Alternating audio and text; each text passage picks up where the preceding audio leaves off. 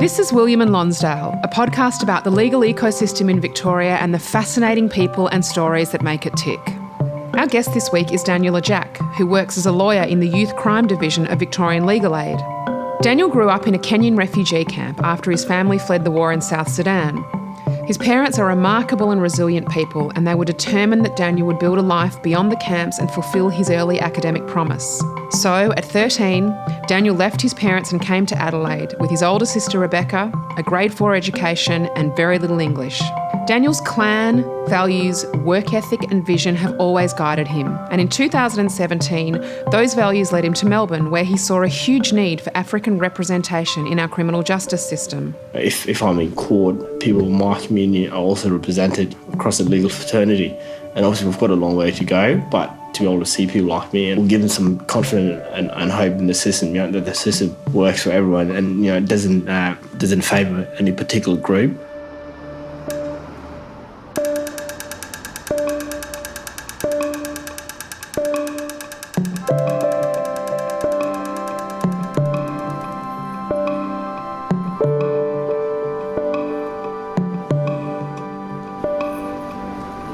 Daniel, good afternoon and welcome to Lives in the Law. Good afternoon, Michael. You've got a fascinating story to tell, not just about your life in the law, but about your life in general, your whole life. And so let's dive into this fascinating story by painting a little bit of the background, and then you can tell us. You are South Sudanese. Your parents were born in South Sudan, but they fled during the Civil War and ultimately finished in Kenya in a camp, and you were born maybe not in Kenya. You came to Kenya when you were a baby. So yeah, Michael, so I was born, so after my parents had fled South Sudan, so they settled in Ethiopia, and then it was in Ethiopia, that's when I was born in a place called Pinyadub, and then my parents shortly after I was born fled into fled another war in Ethiopia and fled into Kenya, and that's where I grew up until arriving here in Australia. So your parents went from South Sudan, Ethiopia, Kenya. Tell us about growing up in a camp. I mean, can you describe the camp to us? Yeah, I can. How many people in this camp? I think the figures appears to be in the hundreds of thousands, so a fairly large number. And certainly my recollection of it is that within the zone, there were large numbers of people, and as you sort of, even as a kid, as you sort of travel through the camp, if you want to go watch, like say if your zone or your group, which is sort of the equivalent of a suburb, if that suburb was playing or region was playing another region within the camp, you sort of got to see how big the camp was and how many people were there. Growing up there was sort of, as a kid, the routine was sort of, I'll go to kindergarten in the morning, and then normally we'll finish school around like midday. You come home and then you sort of, because Dad be out of home, Mum was home a lot of the time. You drop your books and then you go play with other kids, and that was sort of that sort of continued on even when I left kindergarten and went into primary school, and yeah, so it's. You say go to school. Who were the teachers at this school? Other South Sudanese people or aid workers, or who were the teachers? I think majority of them were Kenyan background, like so actually Kenyan citizens who had been trained and were qualified to teach, and there were those within the camps who had migrated from Sudan with some sort of formal qualification to teach. So yeah, it was a mixture of South Sudanese, Kenyans. I'm not sure if I can remember Anglo, but I'm pretty sure there would have been some capacity for those, who travelled from the West to work at these camps to teach as there was. Now, with your education, you got off to a flying start with your education in the camp. Yes. But you hit a bit of a hurdle there at some stage. Can you tell us a bit about what the education was and this hurdle that you hit? From early start in kindergarten, we were taught the alphabetical letters and numbers, just sort of the basics. And I think the first time I sort of got a sense that I was capable, was when I topped my kindergarten class and the headmaster or the principal in charge of kindergarten in the camp, attended at my parents' house, with presents and gift. That was sort of the first sign of me knowing that I can do stuff. But shortly after that, I went into primary school, and the life in the camp, after school, you get together with mates and cousins, and you just go and play. And there were no formal, at home. There weren't books at home. Soon it got dark. There weren't lights, so it wasn't. And there's no libraries within the groups, so it wasn't after you left school, there was nothing there to reinforce you to do your homework. I sort of dropped off from year 1 all the way through to year 4, and in fact ended up repeating year 4. So you had to repeat year 4. In what language were they teaching you? So we were taught in English, so they'll teach you stuff like maths, science, religion, geography, and Swahili, which is the Kenyan local language, because within groups and within the camp, you're sort of living among your tribes. So even if after during class, I'll be speaking to my friends and relatives in Dinka, and they sort of carry on after we left class. So did you learn English? I mean, if they're teaching most of the curriculum in English, it'd be a help if you spoke English. Did you speak English? No.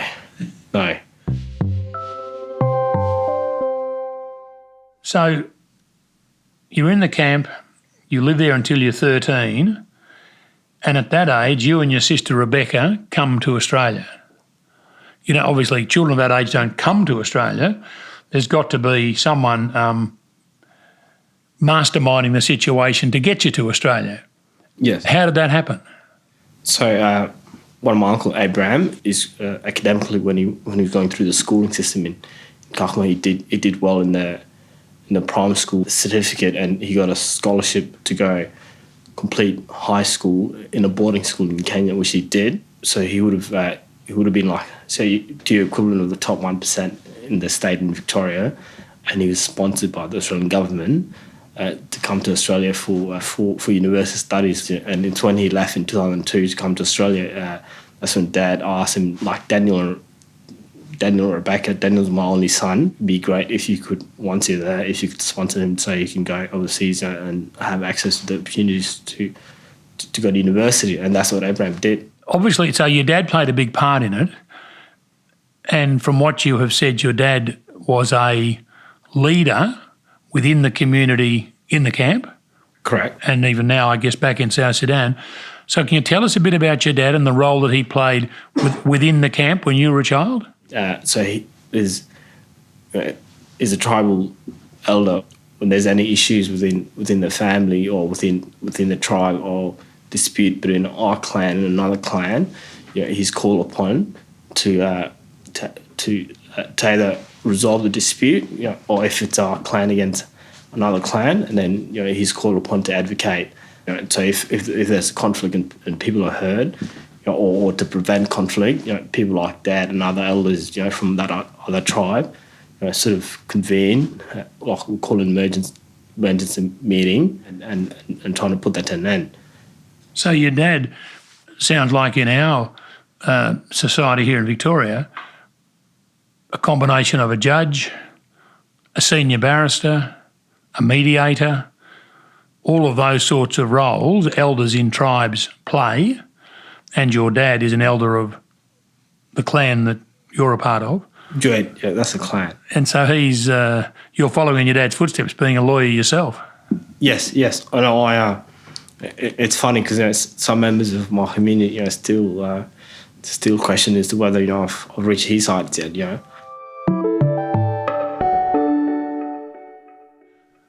So Daniel, you're 13.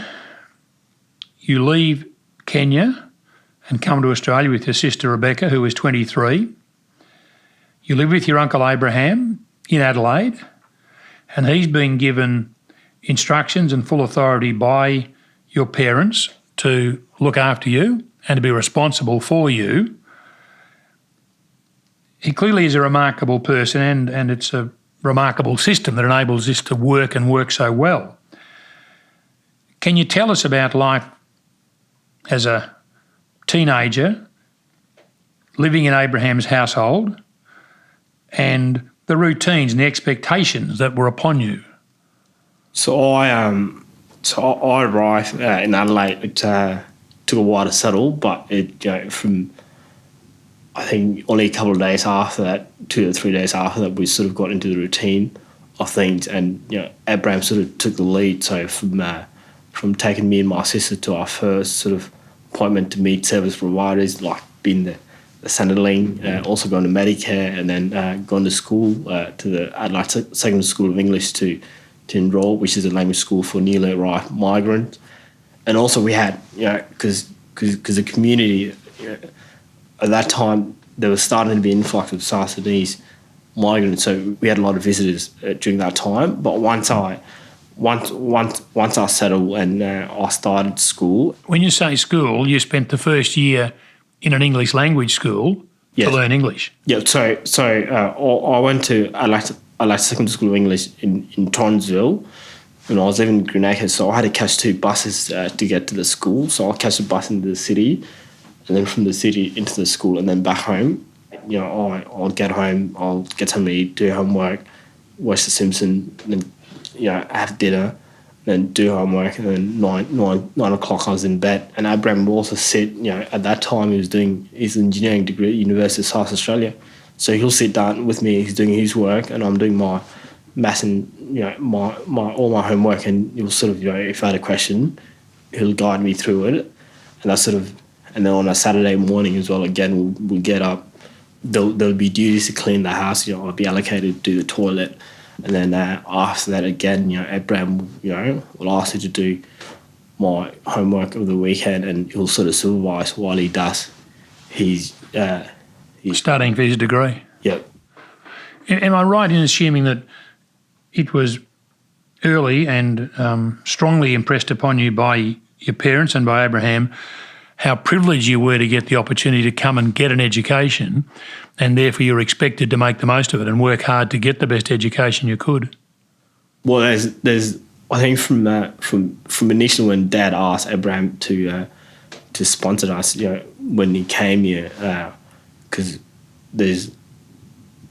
I'm the only, so I had 5 siblings, 6 including me. My sister Rebecca, who's she's the oldest, and four of my siblings have passed away. So there's me and my sister, and technically in our Dinka culture, because my sister gets married, she moves on to her husband tribe, so she moves on to that family. So not in that sense, like I'm the only son, and Dad really, you could foresee, if I came, I made the most of the opportunities available here and went to university. I had an indication like could be the missing family members I have, because I'll be able to sort of provide for myself, and also for the rest of the extended family, And when we left the camp, there were tapes made, so we had a whole sort of going west ceremony, and it was, and during that ceremony, not only Dad spoke, at least our communities, including relatives and family members, spoke, and there was an emphasis that we're going there to go to university. It's going to be foreign. There's going to be there's going to be good and bad bits, but take the good bits.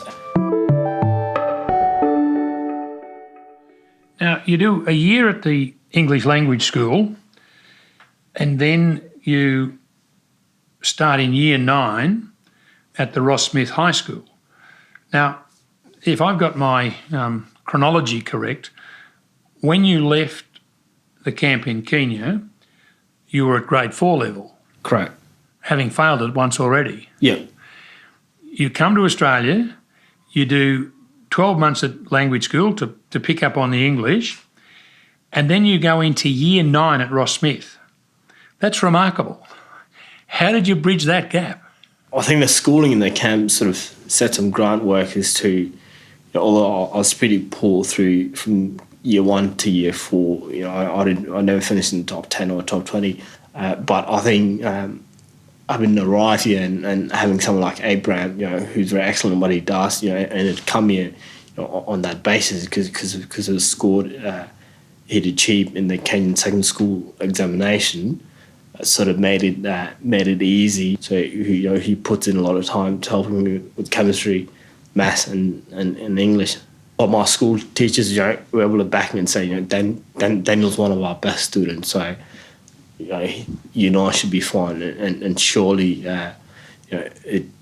first time was, it was a bit difficult, but, I didn't start off too bad. And straight after, I find myself getting straight A's. Now, you didn't stay very long at the Ross Smith High School, only for about 1 year, and then you completed your secondary education at one of the most prestigious private boys' schools in Adelaide, Prince Alfred College. How did a dinka boy coming from a camp in Kenya who failed grade 4 and went into year 9 get himself into Prince Alfred College to finish his secondary schooling? Well, I think it was a bit of fortune. So I was at Ross Smith Secondary College from halfway through year 9 and all of year 10. There's another kid, Chinese background. His name's Tony Wang. And, works as a CSIRO, and he's a chemical engineer and currently completing his PhD at University of Adelaide. So Yunzi or Tony had started at Ross Smith, and he English is his second language, but he was good. He was smart academically, and he was also good. He was a good footballer as well and played basketball. And there was a couple of occasions when he'd been picked on, and I sort of stepped in, and I got into a fight as a result of him being bullied, and from there on we sort of became mates. Did you learn to fight in the camps in Kenya? Yeah, I did. It was, if someone started on you, like night owls were getting involved, you sort of left, to your own devices to sort of settle your own problems. So you had to learn to stand up for yourself. Yep. But having said that, Abraham and my parents, on a couple of occasions when I did get into a fight and I was suspended, there were consequences. And they weren't impressed, and it was something that they condemned. But out of that, came a relationship with Tony, and Tony was bright. He's a straight A student. Obviously, sort of knew what opportunities were available out there, and him himself was applying for scholarship to school like Prince Alfred and all the private schools in Adelaide. And he asked me, "Hey Daniel, I'm doing this. I think you should do it." So I jumped on board. And I applied for the school. And when I was growing up in Adelaide, I used to go to the local Grenakers Uniting Church every morning. And John and Liz Prisavilla, who went to that church, became my family friends and sort of became my Australian parents. But what I didn't know about John is that he went to Prince's, and when I applied for a scholarship, the criteria was that you're a straight A student. And you came from a disadvantaged background as well, and that you could also get some sort of support letters from people who knew you. So I got a support letter from the church, from the Uniting Church, and I think that also in itself sort of helped. And the fact John and Liz, had played a role in my life from the early stage. From you said, I think I read somewhere that they were like foster parents for you here in Australia. In Adelaide. Well, they're the only people who appreciated, what it meant to have a birthday. So, it's not a really thing in our family home with Abraham and Rebecca. Birthday wasn't a thing, or Christmas wasn't a thing. But on my birthday periods, I'll have at church, my birthday will be celebrated. I'll get presents from people like Liz, and also over Christmas, I'll be invited to their Christmas parties, and that sort of helped me integrate into the Australian society. Community. Yeah. How did it come about that you studied law? You finished your year 12 at Prince Alfred College. I haven't seen your results, but they must have been excellent for you to be admitted into law school. Why law? Well, Michael, I didn't start at law school straight away. So I went and did engineering, and the reason I'd done that is because I'd been living with Abraham, and Abraham was doing engineering, and a lot of his peers spoke very highly of him. And I sort of, looking back, I took the view, I'll get the respect that he gets. So I went and did engineering. But at that time, now I was 18, and I started to appreciate, started speaking to Dad regularly, and I started to hear some of the stories of some of the work Dad did, which we touched on earlier. And it was from there I said, well, if I follow any of Dad's trade or some of his integrity, Western legal education would really go a massive way to following in his footsteps, and taking further what he did, and there came law school.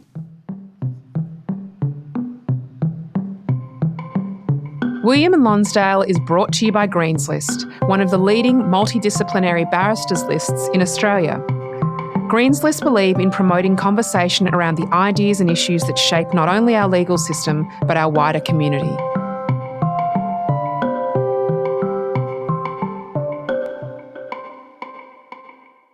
So, Daniel, you give up engineering and you go to law school at Flinders University in Adelaide. You obviously graduate and you ultimately wind up working for Victorian Legal Aid here in Melbourne. But in the meantime, you worked in commercial law for Thomson Geer, a large commercial national firm. How did you move from that into doing legal aid criminal work? And how did you move from Adelaide to Melbourne? What drove these major changes in your career path? I've gone to Prince Alfred College, and then sort of use those sort of networks. I've ended up at Thomson Geer.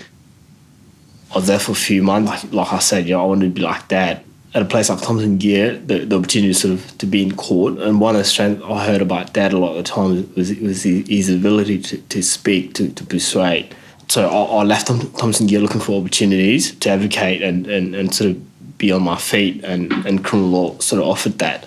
I started seeing the constant media coverage of African youth crime, and sort of and saw the need of Sydney's lawyers, or African lawyers, in Melbourne, and I sort of made the call. This is an opportunity for me, to not only do be on my feet and sort of do what Dad does, but give back to the community, whether they're young people I've sort of grown up with, or people who were born here or came here a bit younger than me, or even all the members of our community who might not be able to speak English, but would really, be assisted by my service, and just having the opportunity to be able to explain to them the court processes in Dinka. And at the time, through my network, I sort of knew that there weren't any Sudanese criminal defence lawyers, around the traps in the Melbourne Magistrates Court and the suburban court, as well as the children's court. So I got in touch with Kot Manar, who's at the time was the chairman of the South Sudanese Community Association in Victoria, and through that, I landed a gig on Queen Street, and I packed up and came to Melbourne. Working for Papa Hughes? Yeah, so I did 14 months working for Andrew before I jumped ship to Legal Aid. I could see the numbers, sort of Sudanese African people coming through the courts, and I said to myself, I need to be a place at Legal Aid. They're the biggest criminal operator in the state. They're sort of your largest criminal defence firm, if you want to put it that way. Although they do other areas of law, and I said, if I'm at Legal Aid, I'm able to sort of to not only be in court on my feet, doing the work for my client, but sort of to be able to advocate for the people, from my community.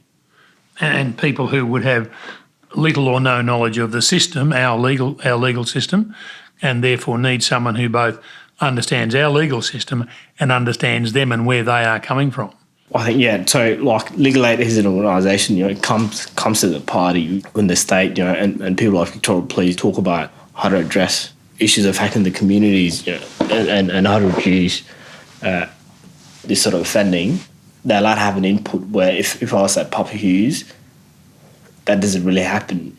So if I'm at Legal Aid and I'm more concerned as to why there's so many South Sudanese kids coming through the system, I can advocate to my manager or my program manager. And Legal Aid can raise the issue with the Victorian Police or the Attorney General's Department. Correct. Or people in positions of power and authority. Yes. Who can, in fact, affect policy. You've got a 9-to-5 job, which obviously wouldn't be 9 to 5, might be 8 till 6 or who knows when, at Legal Aid. But on top of that, you've taken on voluntary positions with community legal education, and also I think you've co-founded the African Australian Legal Network. How do Maybe the African Australian Legal Network particularly is interesting. How does it work? Is it purely a support group for African Australian lawyers, or has it got a larger objective than that? Why did you do this? So me and a couple of practitioners, Nyadol Nyon and Rutendo Muchingiri, who's currently doing a reader's course.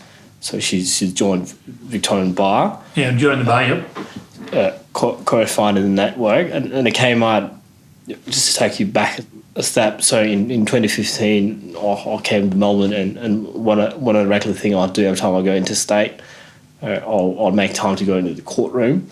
And I'll walk into the Supreme Court room, and Rutendo was an associate at the time, and there's a commercial matter, and when the matter was stood down, I approached her and I spoke to her and I said, my name's Daniel, lawyer at Thompson Gear, but I've got intention to move to Melbourne in the future at some stage. And we exchanged contacts, and we kept that, I kept that network and that relationship going.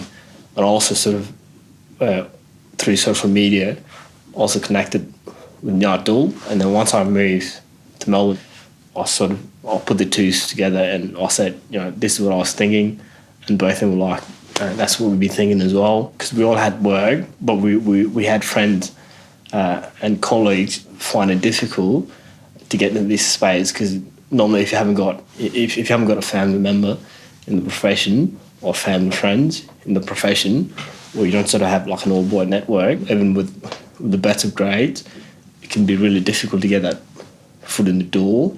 And we wanted to make it easy for our fellow practitioners or of African background and those who are coming through the ranks, so we started to see large numbers coming through law school to be able to give them an opportunity to get a pathway. Correct. For African law students and African law graduates. So there's a pathway in front of them to obtain employment, to obtain opportunities, and therefore go on to affect things. And the network is grown since we started it, and we had our massive launch last year at Case and Chambers, just here off Lonsdale Street, where members of the judiciary attended, members of the profession attended, and about 150 guests. Justice Silvers of the Supreme Court was our patron. We've also had places like Department of Premier and Cabinet, DPC, offering our membership group paid clerkship. Legal Aid recently jumped on board, and as we currently speak, we've got 4 clerks doing the clerkship. So these are law students doing clerkships in their holidays. Yes, so for law students and those who are also doing their Leo cousins, so doing their paid clerkship with Legal Aid. And Legal Aid was so impressed. Initially, it was 3 roles advertised, and they were so impressed with the 6th candidate they had shortlisted that they've created opportunities for those 6 of them. Daniel, you volunteer in community legal education, which supports youth in detention, and you also speak to high school students. Could you tell us a bit about that and why you do it? In my current team, which I was seconded to, Youth Crime, as part of our duties, we're rostered to do remand duty, which we're rostered to do a parkfield duty, which is a duty where a lawyer goes out to the juvenile prison, and then we'll check on the kids who've been recently remanded, and then we'll do a welfare check. One of the most inspiring moments I've had, on one of those duties, it was a few weeks ago when I walked in, there's groups of these kids, and they're very surprised, to see there's a black lawyer. So I think that's an important and very encouraging. And some of these young kids they're very bright. They've made mistakes and find themselves on the wrong side of the law. But I think to see one of their community members or someone they can relate to on the other side, I think is encouraging. That's part of the package of me moving to Melbourne. To if I'm in court, not only acting for Mr. Smith as well, as a Mr. Ajak, that people in my community are also represented, across the legal fraternity. And obviously we've got a long way to go, but I think for young people, and also members of our community who are all then going through the system, to be able to see people like me and others, who are sort of starting to enter this space, hope, it will give them some confidence and hope in the system, that the system works for everyone and, it doesn't in favour any particular group. It's a remarkable story that you have and a remarkable journey that you've taken. Has this been a course that you've plotted, and have you had a plan in your head you've worked through, maybe a plan initially started by your father and Abraham helping you as well? Have you worked strategically to a plan, or have you just taken opportunities as they've come, such as your friend who suggested you go to apply for the scholarship at Prince Alfred College? Well, look, I think the scholarship to Prince's, that was definitely, that wasn't part of the plan. But once I was at Prince Albert College, it was sort of drilled down, like, as a Prince's man, you had an obligation to go out to the world, into the community and give back, and sort of, go beyond the education you receive at the school, and that Prince's man to leaders, and I think I've grasped that since leaving the school, to really, so moving to Melbourne, was always strategic for me because I knew that Melbourne was the biggest city, that the Sudanese and African population, it was a much more larger site compared to the million population of Adelaide. So there's definitely more work here, and the opportunities here were much more wider. So and even going to legal aid, that was also strategic as well because there were the resources. And is this strategy, is it ultimately going to lead you to the bar to become an advocate? Is that your long-term goal? That's where I see myself down the track, and I've just got to work on that craft. And I'm very fortunate to be at an organisation like Legal Aid, which allows you to prosper. In talking about your plan and talking about your future, in my mind, it takes me back to your parents, because the plan all started with your dad, and he laid it out. And your dad sounds a remarkable man, a man of great stature within your community. Bring us up to date with your mum and dad. When did you last see them? What is happening with them now in South Sudan? Mum recently graduated as well last year from American University. That's based in Bor, for the Bachelor of I think theology and community development. Dad's also busy as well, but I think Dad's starting to have like an eye problem. Myself and my sister, family members, are sort of putting money to get that treatment sorted. But I think they're getting. They're starting to age. Your dad's occupation officially was as a diesel mechanic. He trained and qualified in that, and he worked in the camp. He worked as a sanitation worker engineer. Is he working at his chosen trade of diesel engineer or diesel mechanic now back in South Sudan? I'm told he works for the Department of Transport, like within Bor, but in terms of, he's much more busy sort of running around courts back home, because even when I went back home on my first day, like when I arrived in Bor and I arrived at the family home, Dad wasn't home. He had been out since. And they hadn't seen you in 12 years? Yes. I think he gets caught up in his work so much. I wasn't sure whether to take offence to that or not, but he did eventually come around.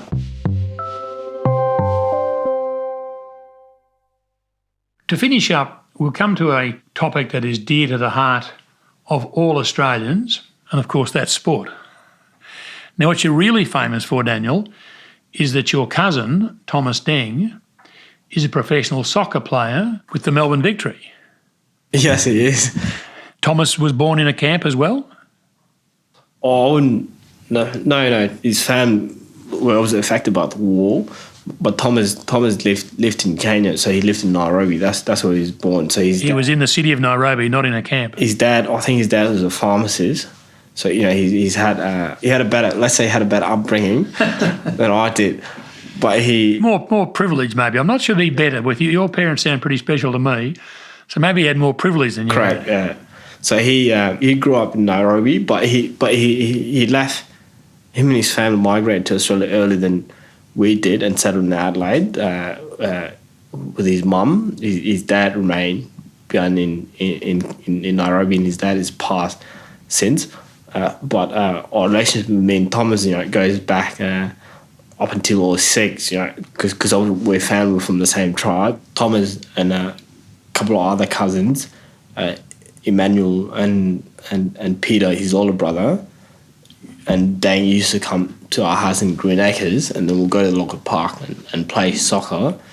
And I often say to my Australian friends, had I been at my parents and Abraham likes to rule a bit, so I would have been playing for Socceroos. Daniel, it's an amazing story that you have told, and an amazing life you have lived, and it's early days of that life. Thank you very much for your generosity in coming and telling us your story today. And we wish you the very, very best going forward with your role in the African community, the Sudanese community, and the Australian community. Thank you. Thanks, Michael. Show notes from today's episode can be found at greenslist.com.au/podcast. There you'll find useful links, a transcript of the show, and some wonderful shots of our guests. We're keen to know what you think, so please reach out via all the usual channels. Let us know the questions you'd like us to ask, topics you'd like explored, or ideas for future guests. If you're enjoying Lives in the Law, please tell your networks and subscribe, rate and review the show. It really helps others find out about us. Our show is produced by me, Catherine Green, recorded and mixed by Alex McFarlane, who also wrote and performed all the music for the series. We are coming to you this week and every week from the iconic County Court of Victoria on the corner of William and Lonsdale streets in our beautiful city of Melbourne. We acknowledge the Wurundjeri people of the Kulin Nation as the traditional custodians of this land and pay our respects to their elders, past, present and emerging. There is no doubt that conversations about justice have been taking place on this land for thousands of years, and we are privileged to continue this discussion here today.